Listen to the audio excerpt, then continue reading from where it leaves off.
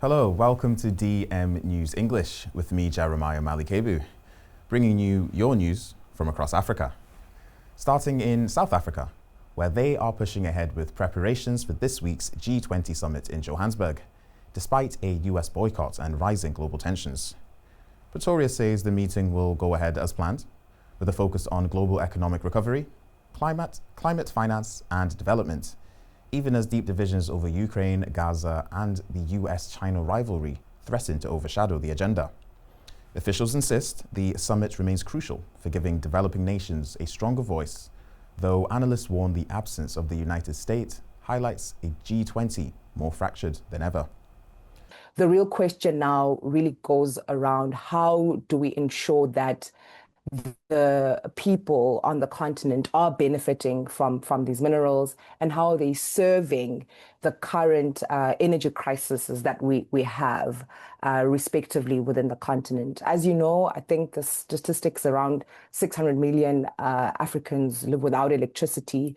So how do we ensure that this transition is also able to speak to the development challenges of the continent? I would not like to cite, but it's very, very clear that Donald Trump is not coming to the party. And this is the biggest economy in the world. When it comes to climate issues, they are the funders. They fund a lot of UN system climate issues. But if they are not coming into the party, that is where the G20 may have some sort of a limping leg. But that does not mean the rest of the parties, the rest of 190-something countries in the world cannot come together and decide on how to move the planet forward.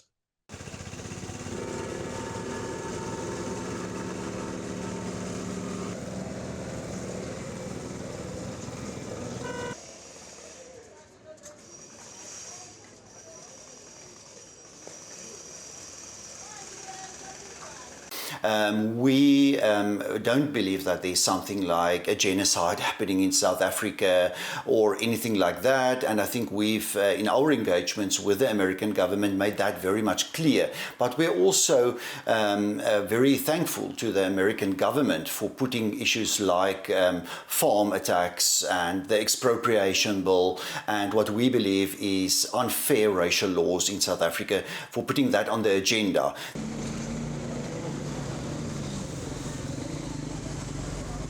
Look, Trump not coming to South Africa may be the best thing that could happen to the G20. Imagine him or even J.D. Vance getting up on the stage here and do what Vance has done in Europe when he arrived there and he insulted each and every foreign leader sitting in that room. And that's exactly what they would have done coming here. It would have been chaos. They would have dominated to the extent that I think the other more sane voices could have been drowned out. We couldn't ask for more than him saying, I'm not coming to South Africa.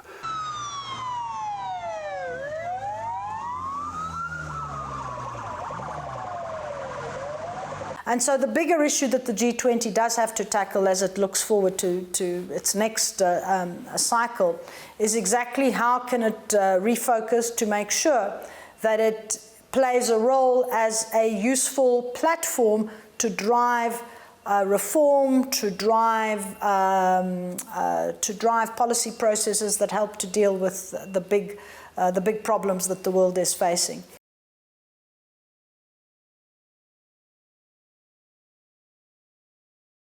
Over to Guinea-Bissau, where a tense election as President Umaro Embaló seeks another term, even as the country battles spiraling instability and its notorious cocaine transit trade.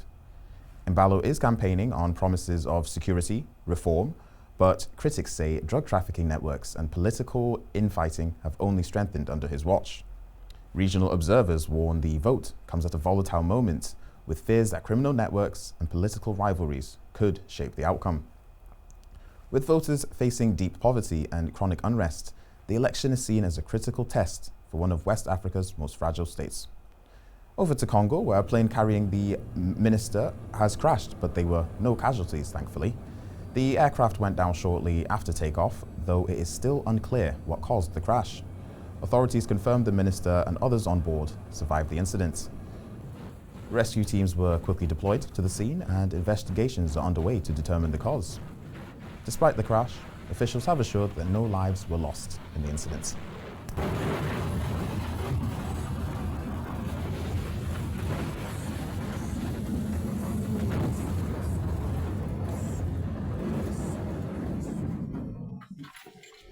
Over to Namibia, where traditional leaders are preparing to take Germany to court over the 1904 to 1908 genocide of the Herero and Nama peoples.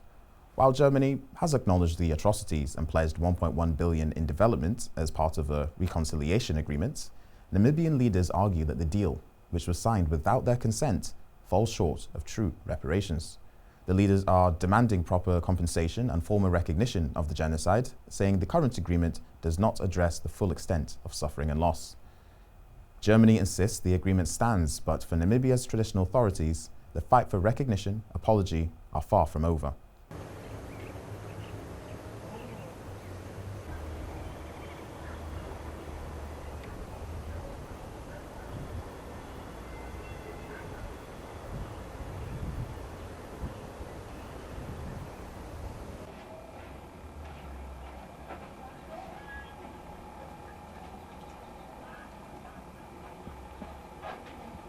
Fact that between 1904 and 1908, the German Empire committed the first genocide of the 20th century in its colony Southwest Africa.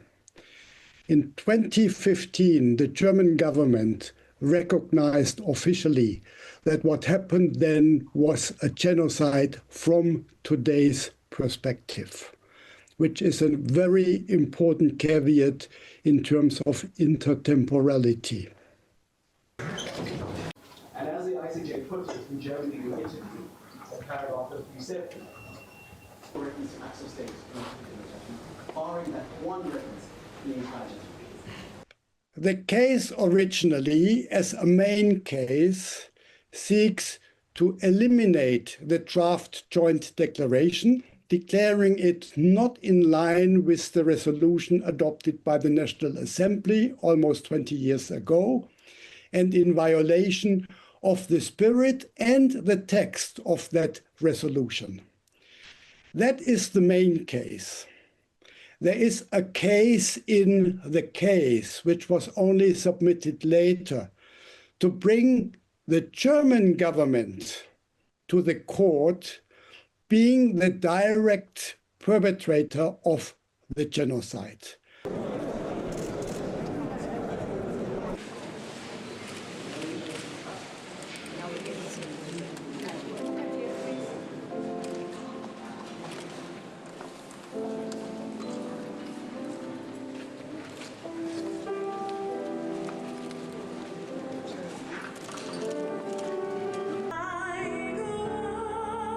But what the government is arguing is that even though they have direct and substantial interest, the courts do not have the legal power to bring in a foreign state because they enjoy sovereign immunity.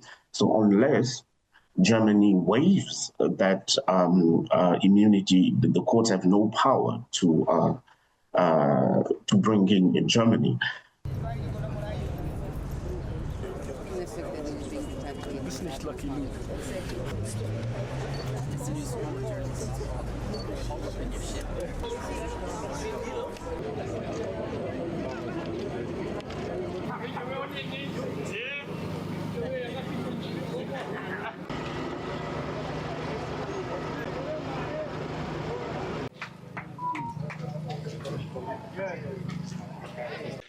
It's very unlikely from the beginning that such a case would stand any chance to be successful. But the mere fact that it's discussed in a Windhoek High Court in itself, in my view, has a high symbolic value.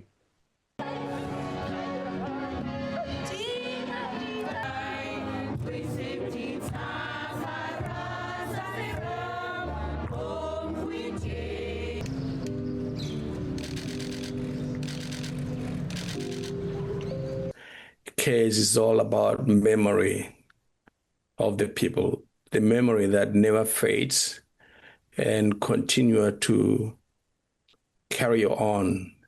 And so it is hard for us to let it go especially knowing that the people who died under these conditions never got apology or proper apology or acknowledgement just because they were Africans.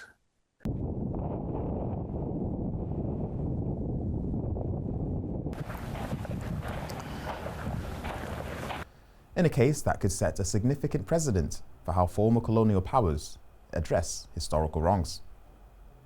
With DM News English, I've been Jeremiah Malikebu. Stay with us for more global news.